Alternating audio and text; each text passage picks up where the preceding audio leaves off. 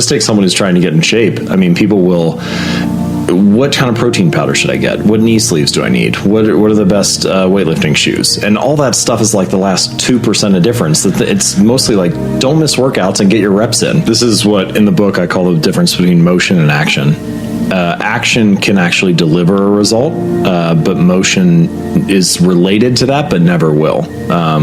Like going to the gym and talking to a personal trainer about signing up.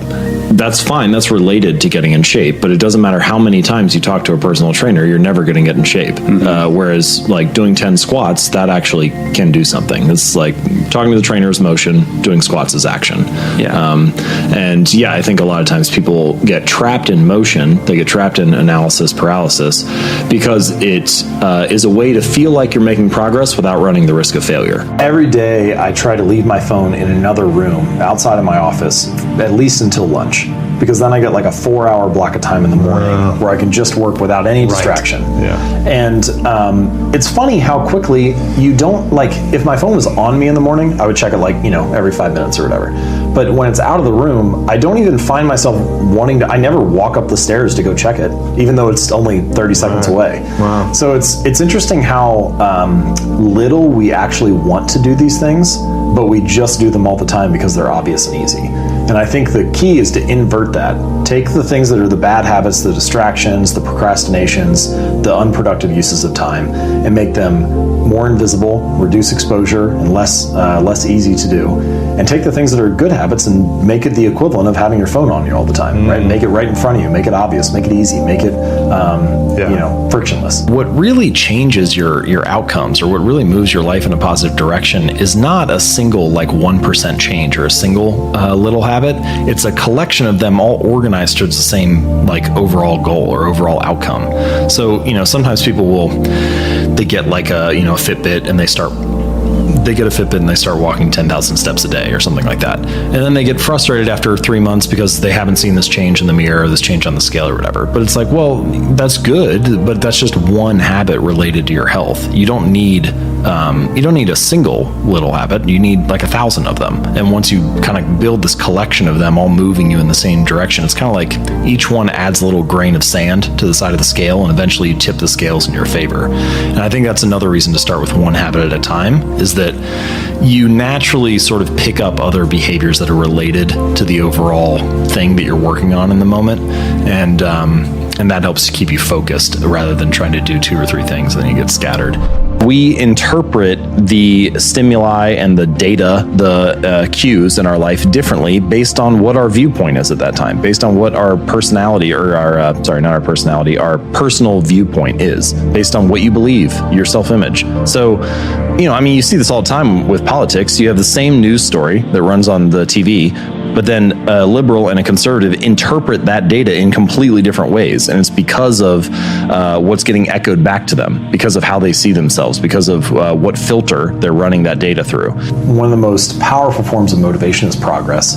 So seeing some progress, it can be as simple as make your bed each day, right? But just doing that, embodying the identity of someone who's getting better, who's making progress, just pick one thing and use that as... This is true. Lewis, this is something you've probably seen with a lot of people that you've talked to, but habits are the foundation for mastery. And so I think this is true not just at the peak levels of performance, that you integrate these habits and use habits as the foundation for the next level of performance, but also true when you're getting started. Just build one small thing, carve out a 1% change, a 1% improvement, and use that as a stepping stone to the next level. True behavior change is really identity change, because you're not really looking to go from the type of person who doesn't run to the type of person who can run a 5K. That's fine. That's good. It's the outcome. But the goal is not to run a marathon. The goal is to become a runner. The goal is not to write a book. The goal is to become a writer. And once you identify as that type of person, in a sense, you're not even really pursuing behavior change anymore. You're just acting in alignment with the type of person that you already believe that you are. Right. It's like one thing to say, I want this. It's something different to say, I am this. If your expectations are sky high, if you I have a friend who's a writer, and his goal is to write one sentence every day. And it sounds absurd, but if you set the expectation that low, then he can feel successful pretty much every day. He always can feel satisfied by sticking to the habit, which gives him a reason to come back again the next day. And sometimes he writes a full page and sometimes it's just a sentence. But if he had set a goal of writing 1,000 words a day, there would be some days where he couldn't do that. And then suddenly he's feeling bad about that. Like, what if he wrote one sentence that day? He would feel bad about it, even though he still wrote that day, but it's just because of his expectation. So there's a little bit of like mental play that's going on there in how we sabotage ourselves by setting the bar so high. That's especially true in the beginning. I think that it becomes less true for maybe the 1 or 2 areas where you really want to be a master in life. Like if something's really important to you and you want peak performance, you want to be a professional athlete, you want to be, among the best authors or something like that, then maybe your strategy needs to change. But for most people, most of the time, the strategy is probably better to set the bar low, find a way to be satisfied and show up each day. And then once you've built the habit, then you optimize from there. The people who appear to have the greatest self-control actually are just tempted the least. So they face temptations less frequently and therefore have the reserves and the resources to resist it when it occasionally comes up. And I think that this is actually like the lever to pull or the pressure point to push on, is that the way to get better willpower is to design an environment that tempts you less, not to say, let me just try harder. How do I become the type of person who doesn't miss workouts? And that's another reason I like small habits, because if you have a really busy day and things are crazy and all you can do is 5 push-ups, if you're oriented around the result, around the outcome, it's easy to dismiss that. It's like, well, why would I even bother doing 5 push-ups? It's not going to get me in shape. But some days it's not about the result of the training. Some days it's about reinforcing being that type of person. Like, yes, life was crazy and things were really busy today, and the best I could do was getting 5 push-ups in, but I'm still the type of person who doesn't miss workouts, even when it's not ideal. Right. And in the long run, that can count for a lot, which is the kind of twisted thing about small habits, which is that even though they're small, they can still be meaningful. And if they're meaningful, they actually are big. And so the challenge for building good habits and breaking bad ones is often finding a way to pull the long-term consequences of your bad habits into the immediate moment. So you feel a little bit of pain right now and want to avoid it. And the long-term rewards of your good habits into the immediate moment so that you have a reason to repeat it again in the future. Each behavior casts a vote for the type of person that you want to become. And if you cast enough votes for that type of identity, you start to believe that about yourself, right? Like if you go to church for 20 years, you believe that you're religious. You study Spanish every Tuesday for 30 minutes, you believe that you are studious. So in that way, your habits provide evidence of your desired identity. And I think that is probably the ultimate reason that habits are so important. It's true, like habits can help you earn more money or be more productive or lose weight, and all that stuff is great. But in addition to the external results that habits provide, they also shape your sense of self. They are the engine or the avenue through which you learn to believe things about yourself. Fake it till you make it is asking yourself to believe something without evidence for it.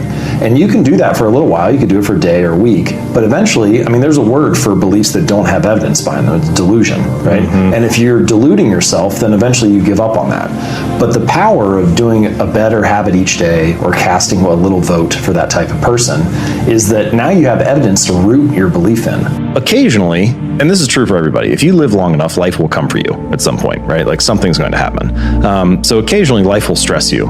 But when life doesn't challenge you, I think it's important to challenge yourself, because otherwise you're just living in this optimal environment, air conditioning, and everything else is super easy. You can get all the information in the world at your fingertips. You never have to if you think about how crazy just eating is in the modern world.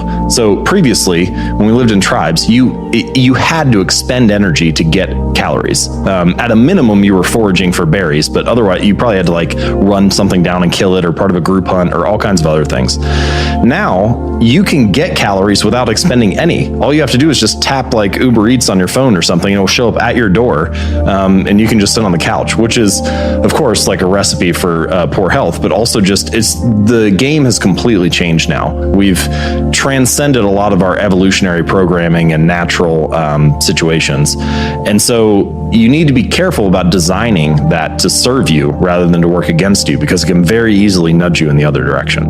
You don't have to be the victim of your environment. You can also be the architect of it. You can decide to design something to make your good behaviors easier and your bad behaviors harder. So When it comes to habits, if you want to practice your guitar more frequently, put it right in the middle of your living room so you run across it all the time. If you want to read more, when you make your bed in the morning, take the book you want to read, put it on top of the pillow. When you come back that night, pick it up, read a few pages, go to sleep. That small improvements, tiny habits, little choices are not just a cherry on top of our performance, not just like a nice thing to have, but actually can be the key that unlocks significant success. What's interesting here is that everybody wants a transformation, right? Everybody wants a radical improvement, want rapid success, but we fail to realize that small habits and little choices are transforming us every day already. That these times when you make a choice that's slightly better, slightly worse, a little mistake or a small error, 1% better, 1% worse, that these things compound over time. And habits are the compound interest of self-improvement. And so if you can learn to master those, then you can make time work for you rather than get against you, right? Good habits make time your ally. Bad habits make time your enemy. Why is something rewarding? Why do you find it rewarding? And one of the reasons is because it satisfies the craving that preceded the action. So,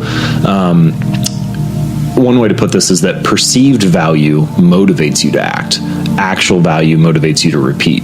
So when you buy something on Amazon, you don't actually buy the product. Like you don't buy the book because you don't actually have it yet. What you buy is the image the product creates in your mind. Mm-hmm. You buy your expectation or the perceived value of the sales page. It's only after you get the book and you read it and you're like, oh, this is really good. That's when the actual value, it satisfies that craving you had before and it reinforces, oh, hey, this was enjoyable. I should do it again next time. Mm-hmm. So you kind of have both of those on each side of the behavior. You know, it's often the people who have the worst habits that have the least amount of freedom. It's the people who have terrible financial habits that are always wondering like where the next dollar will come from. Or it's the people who have poor learning habits that are always feeling like they're behind the curve. Or people who have poor fitness habits that are always struggling to find energy. But on the other hand, if you have your habits dialed in, if you have your fitness habits figured out, if you've got your finances handled, then you actually have way more freedom than you did before. Now you actually have the space you have the energy to do what you want. You have the strength to do what you want. You have the financial ability to spend time in areas that you want. And all of that comes from getting your habits handled. So it is a little counterintuitive, this idea that like discipline equals freedom or habits do not restrict freedom, they create it. But it's true that if you can handle that stuff, if the fundamentals of life are dialed in, then you've got space for spontaneity and creativity and freedom and all the other stuff. A habit is a behavior that has been repeated enough times to be performed more or less automatically. So you can do it pretty much on autopilot. As you go through life, you face different problems. And some of those problems are big and some of them are small, like you need to tie your shoes. And whenever you face a problem, your brain starts looking for solutions to that. And as you come across solutions to the recurring problems in life, you start to automate those. And so every morning you wake up and you put your shoes on and you got this little problem that you need to solve. And pretty soon, after you tie your shoes 100 times or 500 times or 1,000 times, you can do it pretty much without thinking. Mm-hmm. And so that's another way of thinking about habits, is that they're kind of these like automatic solutions we fall into for whatever the recurring problems are we face. So in a sense, habits are the path through which you can reshape your self-image. Because and this is one reason why I believe in small habits. You know, if you say you have a really crazy day at work and you don't have time to do a full workout, well, doing 5 push-ups, it's easy to like dismiss that and be like, well, that's not going to do anything. It doesn't get me in shape. But if you do 5 push-ups, then you cast a vote for the identity of, I'm the type of person who doesn't miss workouts. Even if it wasn't ideal, even if I didn't have much time, even if the best I could do after this 12-hour flight was to do 5 push-ups and then crash in the hotel bed, I still didn't miss a workout.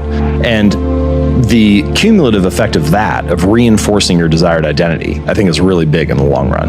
And if it's meaningful, then it actually is big, even if the action is small. And that I think is the real reason habits matter. It's true, habits can help you get in shape or be more productive or reduce stress or make more money, and all those external results are great. But the real thing that they do is they reinforce and embody the identity of the type of person that you want to be.